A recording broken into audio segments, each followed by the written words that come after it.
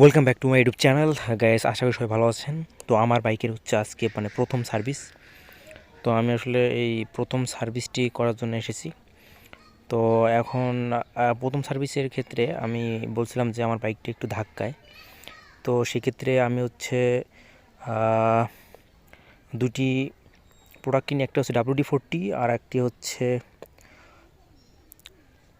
Octane booster. তো octane বুস্টারটা হচ্ছে মূলত ট্যাঙ্কিতে যে তেল থাকে ওখানে ঢেলে দেওয়া হয়। তো ওখানে ঢেলে দিলে দেখা যাচ্ছে যে আপনার গাড়ি স্মুথলি চলে এবং তেলের পারফরমেন্সটা অনেক ভালো পাওয়া যায়।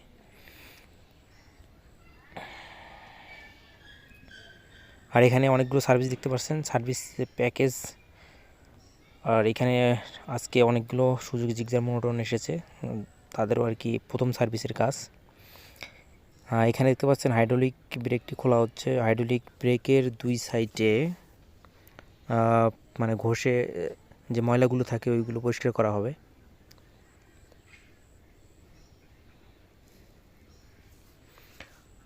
আর হচ্ছে সুজুকি জিক্সার মোনোটনের হাইড্রোলিক ব্রেকটা আসলে অন্যান্য বাইকের চাইতে অনেকটা ভালো। মনে হয় না যে আসলে হাইড্রোলিক ব্রেকের মতন আপনার হচ্ছে একবারে যে মুহূর্তের মধ্যে ধরে যে সামনে একটা ঝাঁকি আসে, আসলে এইরকম ব্রেকিং সুজুকি জিক্সার মোটরের না। এটা আসলে অনেক হাইড্রোলিক ব্রেক হিসেবে সুজুকি জিক্সারের অনেক সুনাম আছে অন্যান্য ব্র্যান্ডের বাইকের চাইতে।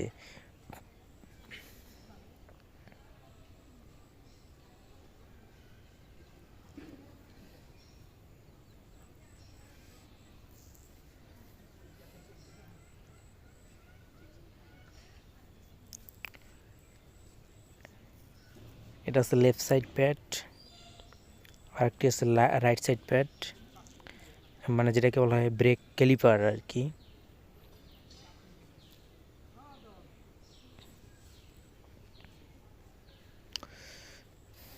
তো নিয়মিত এই ব্রেক ক্যালিপারগুলো পরিষ্কার করলে দেখা যাচ্ছে যে বাইকের ব্রেকিং পারফরমেন্সটা অনেক ভালো পাওয়া যায়।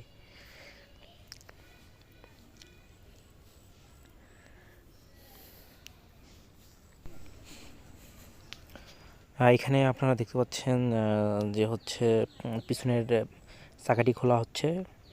এই চাকার মধ্যে যে লম্বা রডটি আছে, এই রডটির মধ্যে এখন গ্রিস করা হবে আর কি। কারণ গ্রিস করলে হচ্ছে ওর ভিতরে যে ময়লাগুলো থাকে এবং চাকা অনেক স্মুথলি ঘোরে।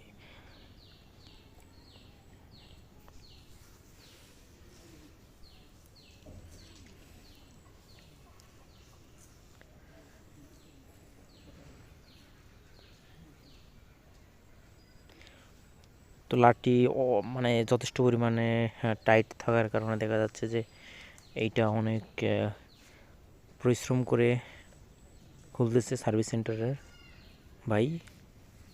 তো এখন পিছনের চাকাটি খোলার পরে আমরা এখন দেখি এখানে কি কাজ হয়।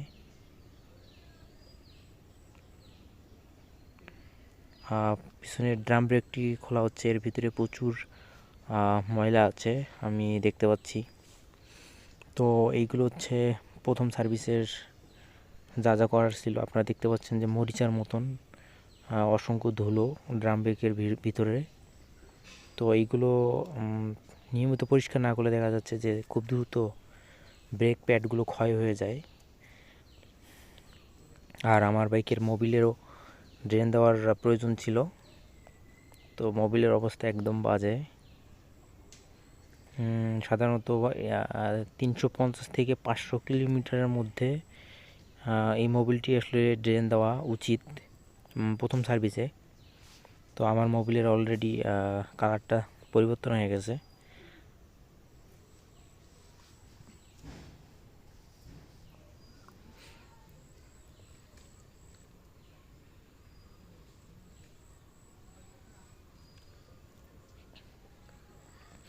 আর এখানে দেখতে পাচ্ছি যে এখানে পিক আপ কেবলটা পরিষ্কার করা হচ্ছে। আর পিক আপ কেবলের মধ্যে প্রচুর ময়লা।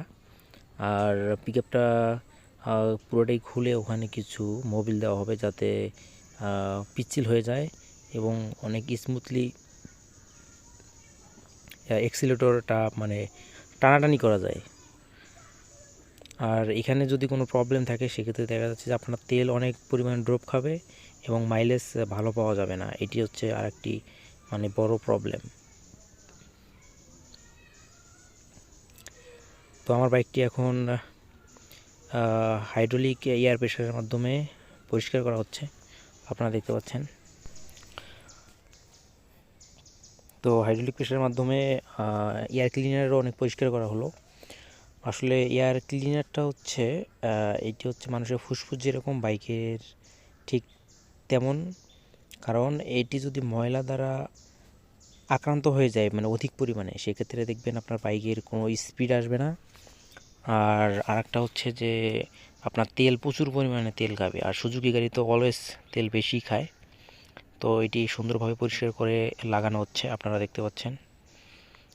আর এখানে খুব যত্ন সহকারে বাইকের কাজ করা হয়। এটি হচ্ছে WD-40। আসলে বাইকের মধ্যে প্রচুর পরিমাণে ময়লা ছিল, তো এই ময়লাগুলো থাকার কারণে দেখা যাচ্ছে যে WD-40-র মাধ্যমে এইগুলো খুব সুন্দরভাবে উঠে যায়, আর কালারটাও অনেক মানে ভালো থাকে। তো এই জন্য WD-40 দ্বারা পুরো বাইকটি আসলে ওয়াশ করা হচ্ছে, তারপরে এটি আবার পানি দ্বারা ধোয়া হবে। আর WD-40-এর আর একটি গুরুত্বপূর্ণ তাৎপর্য হচ্ছে যদি কোথাও মরিচা ধরে আর কি, তো এই মরিচা ধরলে এই মরিচা থেকে রক্ষা পাওয়ার জন্য WD-40 খুবই গুরুত্বপূর্ণ ভূমিকা পালন করে থাকে। তো চাইলে আপনারাও মাঝে মাঝে ইউজ করবেন WD-40।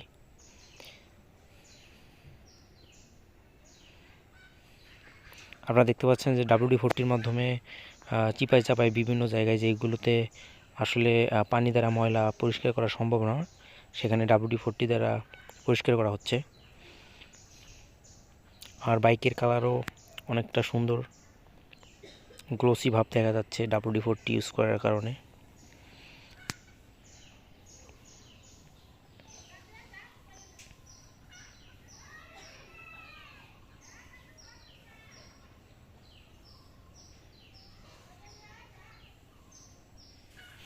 WD-40-র প্রাইস ছিল হচ্ছে 220 টাকা, আর অকটেন বুস্টারের প্রাইস ছিল হচ্ছে 280 টাকা। আবারও হাইড্রোলিক প্রেশারের মাধ্যমে ময়লা পরিষ্কার করা হচ্ছে, আপনারা দেখতে পাচ্ছেন।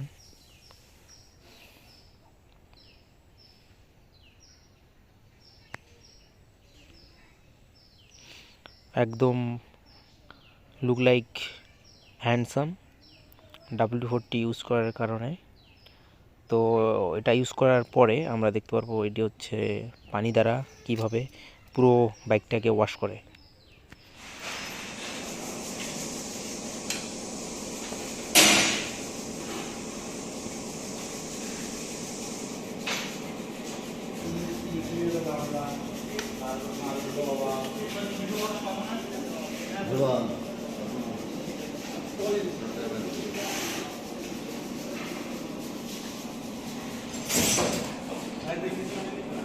তো আপনারা এখন দেখতে পাচ্ছেন বাইকের যে পিছনের চাকায় যে রডটি থাকে, এই রডটি গ্রিস করে আবারও লাগানো হচ্ছে। এখানে প্রচুর ময়লা থাকে, আর বাইকের তারা যে অ্যাপ থাকলে এর সাথে ভালো স্টিকার আছে, দেখবেন খুঁজে দেখবেন। অনেক যত্ন সহকারে আমি এটা কেনার পরে দেখবেন আরো ভালো স্টিকার আছে।